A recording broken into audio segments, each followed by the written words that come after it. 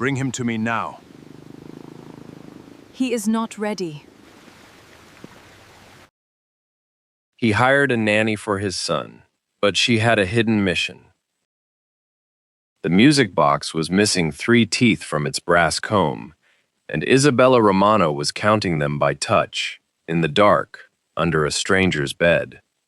Her fingers found the carousel's chipped horse first, its painted mane worn to bare wood, where a child's thumb had rubbed it 1,000 times, and then the mechanism beneath, cold and seized with dust.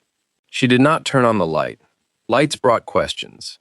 She worked the way she always worked, patient, precise, listening for the click that meant something broken was ready to be trusted again. Somewhere above her, feet crossed a marble floor, slow, deliberate. The particular quiet of a house where servants had learned not to speak unless spoken to. Isabella closed her hand around the music box and slid backward until she was sitting against the bed frame. The object warmed now from her palm, its lid still sealed shut by rust and grief. She had been in this house 6 days.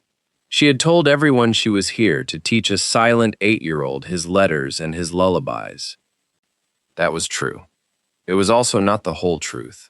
She turned the key once, gently, testing, and the carousel gave a single broken note, thin and heartbreaking, like a voice that had forgotten the rest of the song.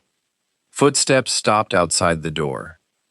She did not know yet whose knuckle was about to touch the wood, whether the man on the other side had built his fortune on ships, or blood, or both, or why a dead woman's handwriting was waiting folded inside a lid Isabella had not yet managed to open. What would you do, in a house that was not yours, holding a secret that was not yours either, if the door began to open? 6 weeks earlier, Isabella Romano had been very good at a very particular kind of listening. In the psychiatric wing of a public hospital in Florence, she had spent 4 years crouched at the eye level of children who did not want to be looked at, children who flinched at doorways, who drew the same house in the same red crayon over and over, who trusted almost no one. She was good at it because she never rushed the silence. She let it sit until it told her something. She carried a canvas satchel everywhere, soft with age, containing exactly 4 things: a paperback of fairy tales with a cracked spine, a deck of cards for a game only she and her patients knew the rules to, a small notebook where she wrote nothing that could ever be read by anyone else, and a photograph of her sister, Chiara, laughing at 19, 6 months before 2 men in a stolen car ended her life and called it a robbery gone wrong. Isabella had read the police file 11 times. She had memorized the inconsistencies the way other women memorize poetry. At the hospital, a visiting consultant once looked past her during a case review, addressing his questions to a much younger colleague standing at her shoulder, as if competence required thinness or youth or a different last name. Isabella did not correct him. She wrote 1 line in her notebook that night: "He will remember me when it matters, not before," and closed it. The letter arrived on a Tuesday. No return address, a single photograph of a warehouse ledger, a single sentence: "The Bellini family knows more about your sister than the police ever wrote down." She did not sleep that night.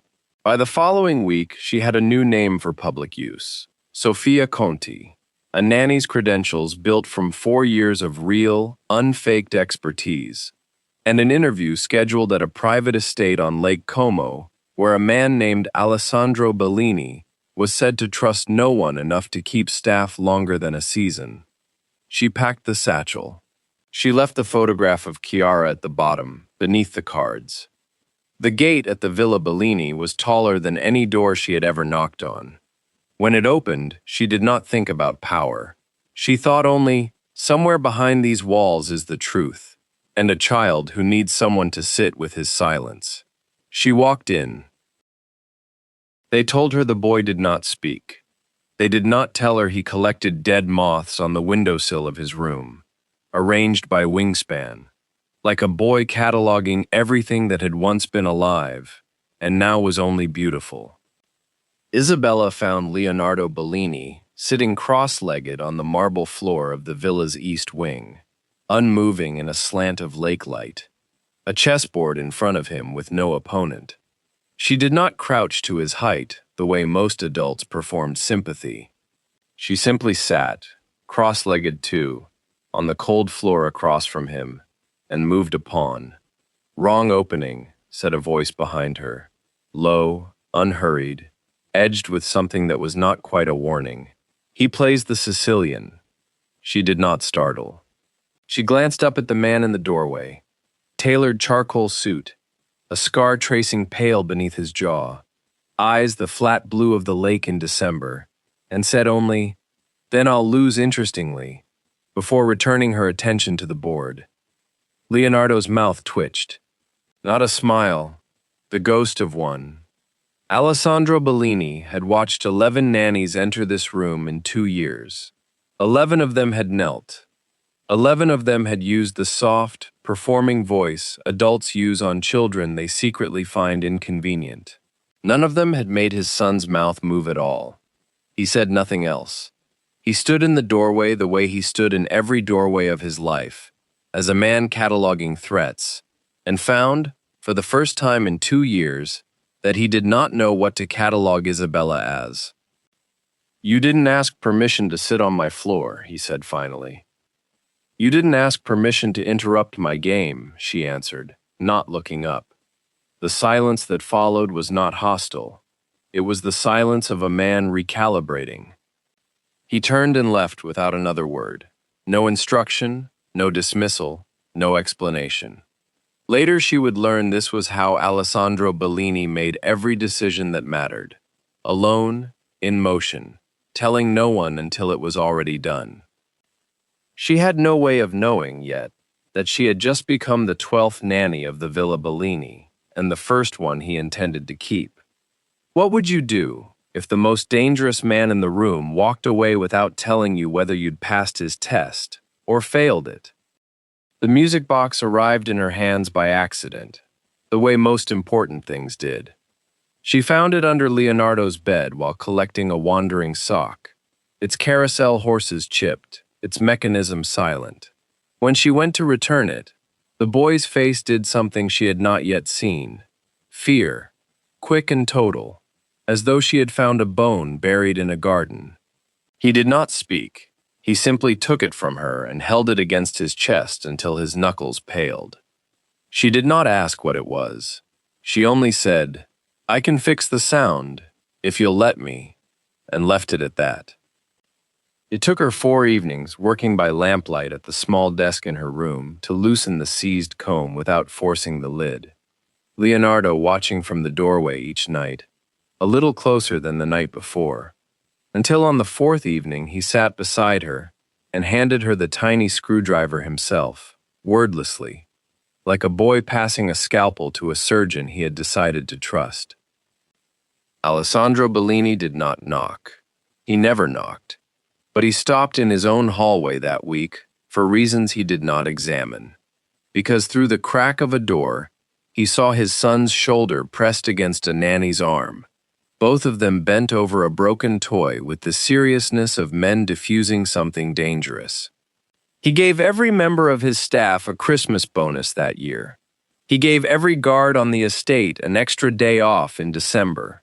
He gave Isabella nothing but the small, unprecedented courtesy of asking, instead of instructing, whether Leonardo might take his lessons in the garden instead of the study. She did not know this was the first request he had made of anyone in 2 years. She did know that his men had begun, without comment, to pull out her chair at the staff table, that the head of the household, a woman named Renata, who had ignored the previous 11 nannies entirely, had started remembering how Isabella took her coffee. She saw, too, the cost beneath the marble. Alessandro alone in his study past midnight, with 3 phones and no wife to hand one of them to.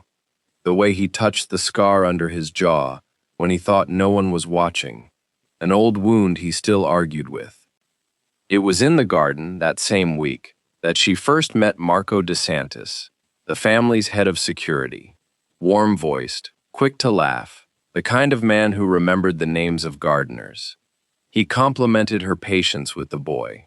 He asked, gently, whether she'd worked with grieving children before. She said yes. She did not yet know how carefully he was listening for the wrong answer. It was a smell that told her first. The particular metallic sweetness of gun oil on a jacket that had no reason to carry a weapon, worn by a man who claimed to only manage paperwork. Marco DeSantis brushed past her in the villa's east corridor 2 nights after the gala, and Isabella's stillness, the stillness that made frightened children trust her, turned, for one unguarded second, into something colder. She said nothing. She filed it away, the way she had filed away every dismissal in her life. But that night she opened her notebook for the first time since arriving and wrote one line. DeSantis was in Bergamo the week Chiara died. She mentioned it to Alessandro the next morning, carefully, without the word murder, without the word sister. She simply asked, in passing, whether DeSantis had ever operated near Bergamo. Alessandro's face closed like a door. Marco has been with this family 11 years. He saved my life twice. He did not ask why she wanted to know. He did not need another reason to distrust someone new in his house.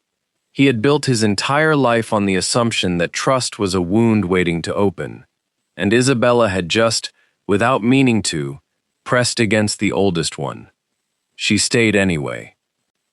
She stayed because Leonardo had started sleeping through the night for the first time in 2 years, and because the note she still had not found inside the music box's lid was waiting for her to be patient enough to find it, and because leaving now would mean leaving without ever knowing who had taken Chiara from her.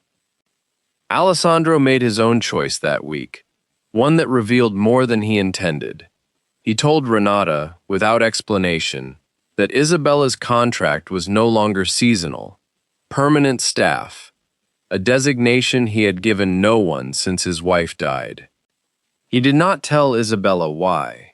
3 nights later, DeSantis suggested, gently, over dinner, that perhaps the new nanny asked an unusual number of questions for someone hired to teach a child his letters. Alessandro said nothing in her defense.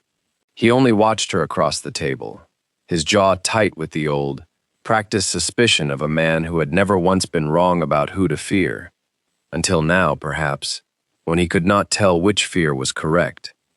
The lake outside had gone black and flat as a closed eye. Nobody at that table could see what was coming.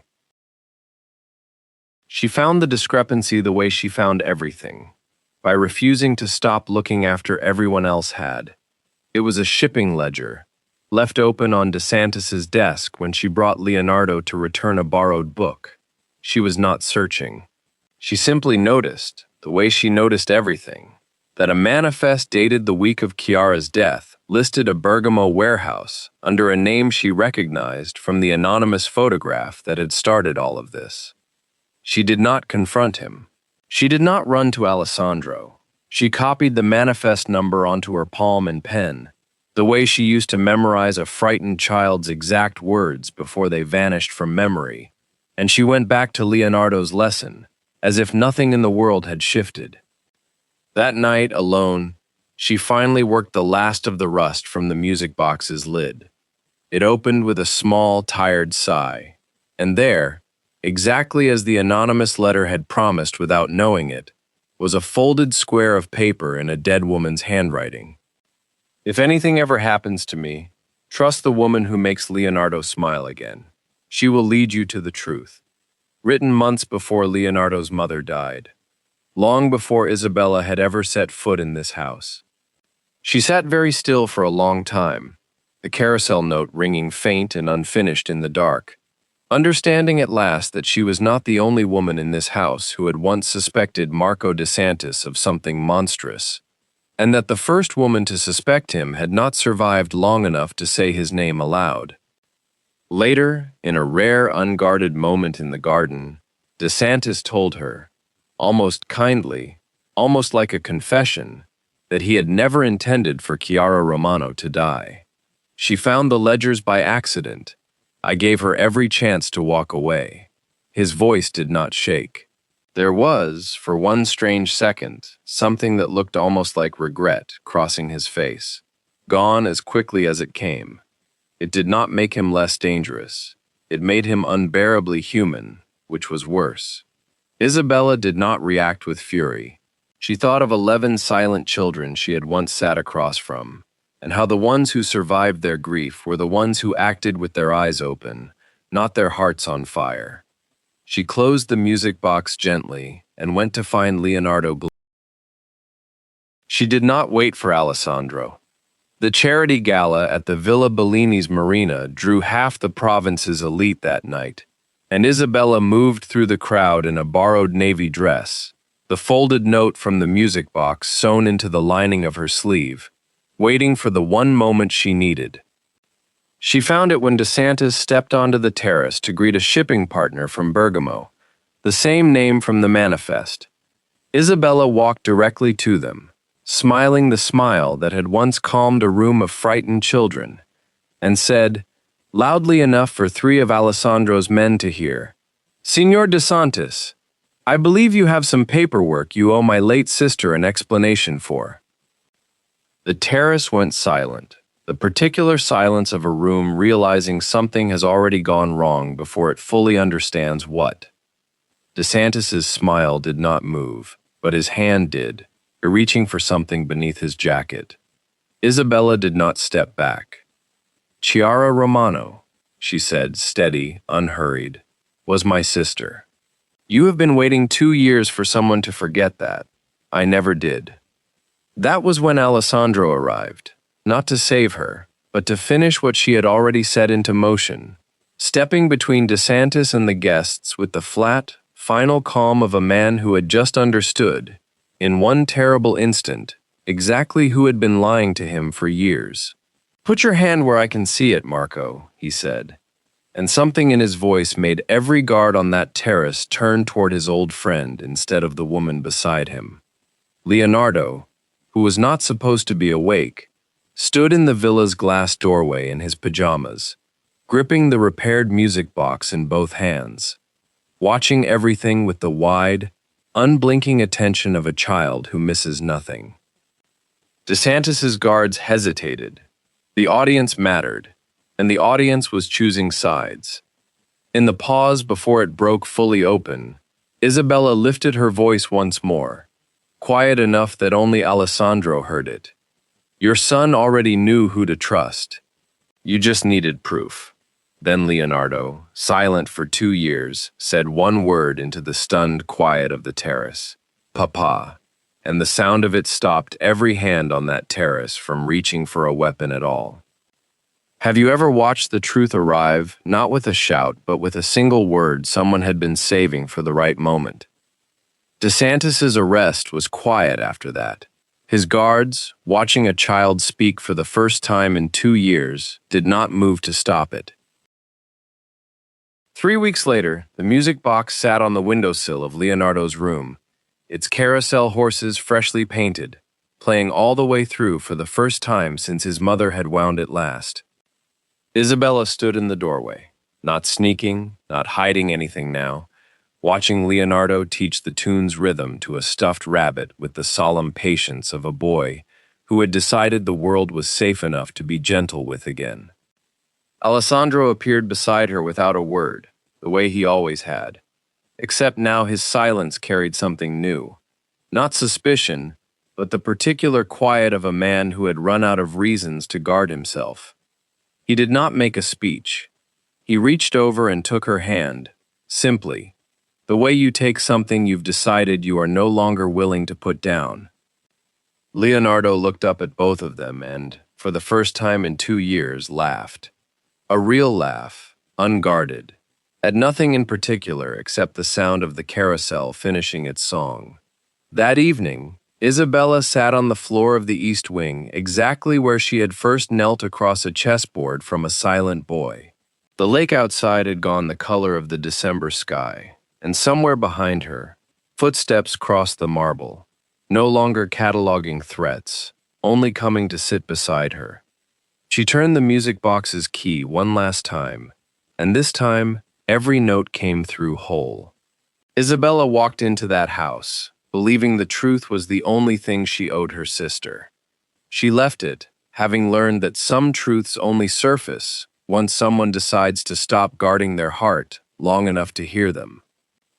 Is there someone in your life you've been protecting yourself from, not because they hurt you, but because trusting them again would mean admitting how much you have left to lose? Tell me in the comments. I read every one. If this story moved you, subscribe, because the next one goes even deeper.